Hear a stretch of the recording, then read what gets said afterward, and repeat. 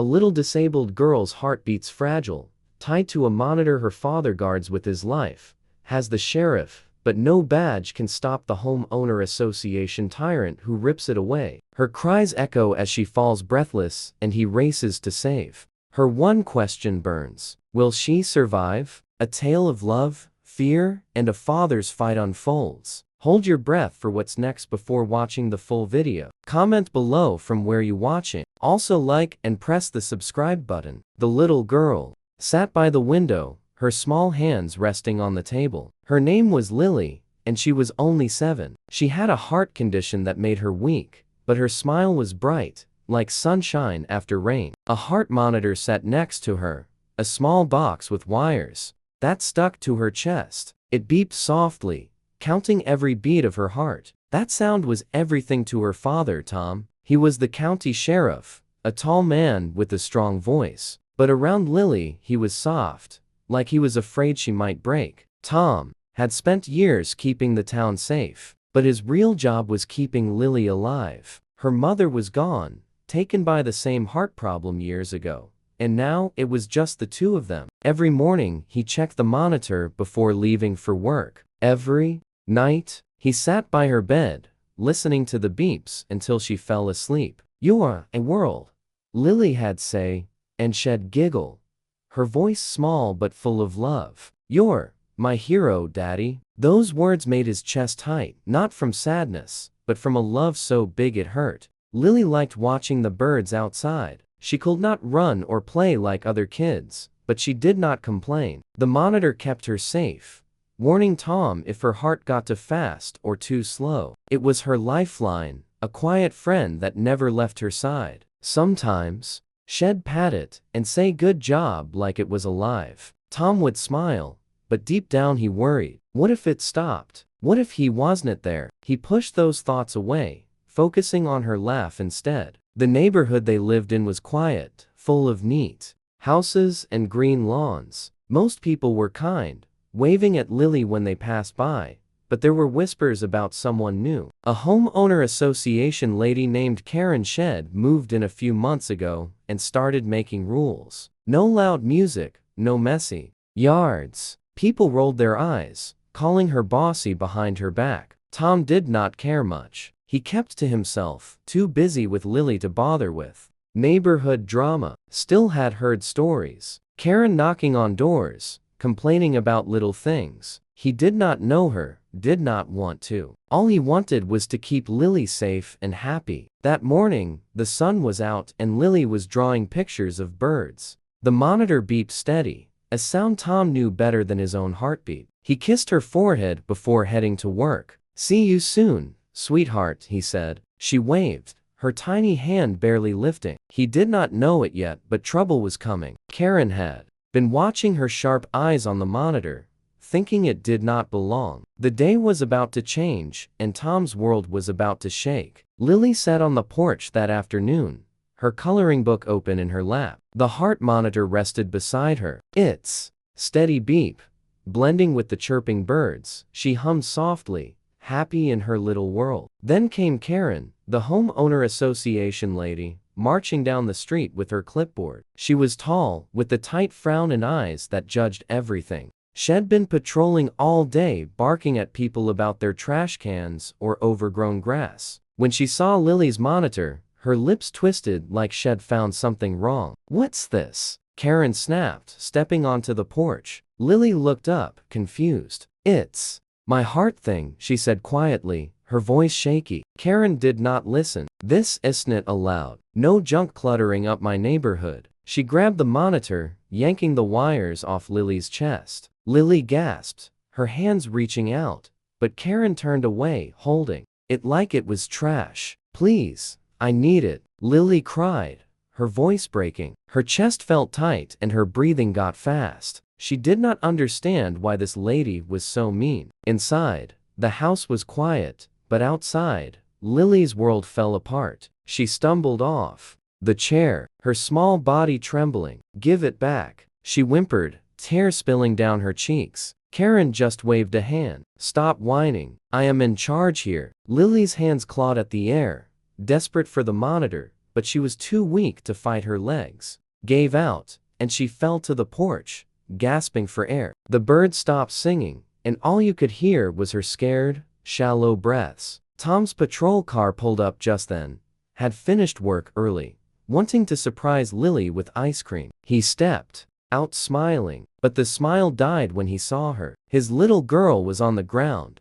her face pale, her hands clutching her chest. The monitor was gone, and Karen stood there, smug, holding it like a prize. "Lily!" Tom shouted, running to her. He dropped to his knees, pulling her into his arms. She was shaking, her eyes wide with fear. "Dad, I can't breathe," she whispered, her voice so small it broke him. Tom looked up at Karen, his heart pounding with a mix of terror and fury. "What did you do?" he demanded, his voice low and rough. Karen shrugged. "It's against the rules. She's fine." She did not see the danger, did not care. Tom held Lily tighter, feeling her struggle in his arms. His mind raced. How long could she last without? It would help come in time. And Karen, standing there so proud, had no idea who he was or what she'd just done. The air was thick with fear, and all Tom could do was hold on, praying his little girl would keep fighting. Tom held Lily close, her tiny body trembling in his arms. Her gasps were weak now, each one a knife in his chest. He was still in his sheriff's uniform, the badge glinting under the porch light. But right then he wasn't a lawman. He was a father losing his world. Karen stood a few steps away, clutching the heart monitor, her face twisted with annoyance. She did not see the danger, did not hear the terror in Lily's shallow breaths. A small crowd had gathered, neighbors peeking from their yards, drawn by the noise. Tom's hands shook as he brushed Lily's hair back, her eyes fluttering, struggling to stay open. He could not wait anymore. He stood slow and steady, his boots heavy on the porch. His voice came out, rough, cracking with pain and anger. "I am the county sheriff," he said, staring straight at Karen. "That monitor you're holding, it keeps my daughter alive." The words hit like thunder. Karen's smug look melted, her mouth dropping open. She glanced at the device in her hands, then at Lily, and for the first time doubt crept into her eyes. But Tom did not care about her shock. He turned back to Lily, dropping to his knees beside her. "Stay with me, baby," he whispered, his voice breaking as tears spilled down his face. He cradled her head, her small frame limp against him. Her chest barely moved, and every second felt like a lifetime. He pressed his forehead to hers, his sobs quiet but deep, the kind that come from a place too broken to name. "You're so strong," he murmured, willing her to hold on. The monitor's absence screamed louder than anything else. The crowd stood frozen, their faces pale. A woman covered her mouth, another turned away, wiping her eyes. They had seen Karen's rules before, silly fights over fences or flowers. But this was different. This was a little girl fighting to breathe, and a father who could not fix it. Karen took a step back, the monitor slipping in her sweaty hands. She mumbled something, maybe an excuse, but no one listened. Her power, her clipboard, her rules, they meant nothing now. Tom did not look at her again. His world was Lily, her faint heartbeat against his palm, her whispered "daddy" barely audible. He did not know if the ambulance would make it, did not know if she'd pull through.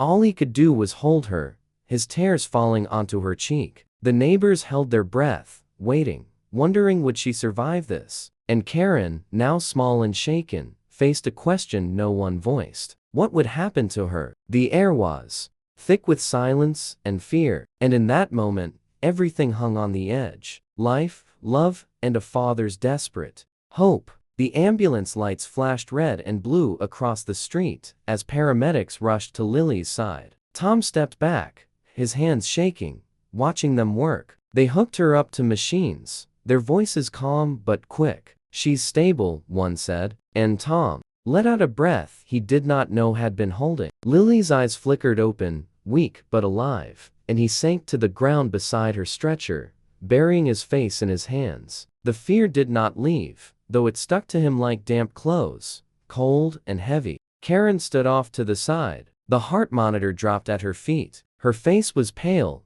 her hands twisting together. The crowd had thinned, but a few stayed, whispering, their eyes darting between her and the little girl. Shed hurt. Tom stood up, slow, wiping his face. He walked over to Karen, his boots loud on the pavement. He did not yell, did not raise a fist. Instead, he looked her in the eye and asked, soft and steady, "What if it was your child?" The question hung there, simple but sharp. Karen's breath hitched, and she crumpled, sinking to her knees with a sob. "I did not know," she choked out, but it sounded hollow even to her. Inside, Tom was torn. He wore a badge, lived by rules. Arrest her, charge her, make her pay. That's what a sheriff would do. But as a father, he just saw Lily's scared face, felt the ache of almost losing her. Justice felt far away when all he wanted was his daughter's laugh back. He turned from Karen, leaving her there crying into her hands. The guilt was hers now, a weight she'd carry alone. Back at Lily's side, the paramedics let him sit with her. She was on oxygen, her chest rising, slow but sure. Her hand, so small in his, gave a faint squeeze. "I am okay, Daddy," she whispered, her voice scratchy but kind. Tom's throat tightened. She was forgiving. Karen, even after everything, while he could not, he brushed her cheek, forcing a smile. "You're tougher than me," he said, and meant it. Her goodness cut through his anger, leaving him raw. The neighborhood felt different now, quieter. People glanced at Karen's house, unsure what would happen next. Would Tom press charges, drag her to court, or would her tears, her shaking hands be punishment enough? He did not know yet. For now, he stayed with Lily, watching her breathe, grateful for every second. The trauma lingered, a shadow they had both carry, but her hand in his was a promise they had face it together. And Karen shed wake up tomorrow alone with her conscience,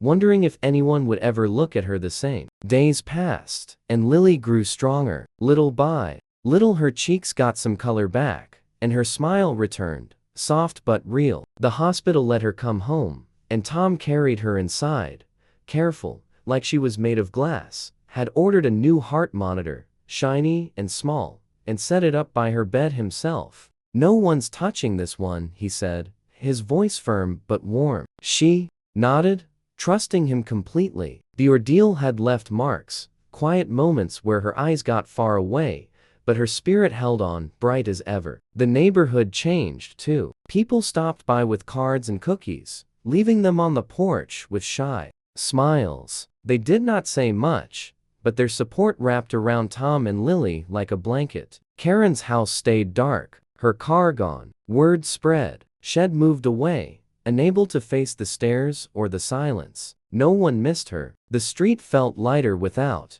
her shadow, and Tom was glad. He did not care where she went. He just wanted Lily safe. That night, the house was still just the hum of crickets outside. Tom sat by Lily's bed, a worn storybook in his hands. She loved tales of brave knights and kind dragons, and he read slow, letting the words fill the room. The new monitor beeped, steady, a gentle rhythm. Had never tired of hearing. Lily's eyes drooped, her breathing soft, and he kept going until she drifted off, her face peaceful. He closed the book, setting it aside, and watched her sleep. The sound of that beep, so small but so big, hit him hard. It almost lost her. A tear slipped down his cheek, and he wiped it quick, like he could hide it. "You're my hero, not me," he whispered, his voice barely there. She did not hear, lost in dreams, but he needed to say it. Shed fought through fear and pain, her tiny heart stronger than had ever been. He reached for her hand, so little in his rough palm, and held it tight. That touch, that warmth, it was everything his. Badge, his gun, his job. They did not matter here. This was his strength. This bond no one could break. He stayed there, the room dim, the monitor's light flickering green. The memory of that day haunted him. Her gasps, her fall, how close it all came to ending. It stung sharp and deep, but she was here now, sleeping safe. That was enough. Her fingers curled in his. A quiet promise. They had made it through. Tom leaned back, eyes wet, letting the beep fill his heart. It wasn't just a sound, it was her life. Their life, and had guarded it forever.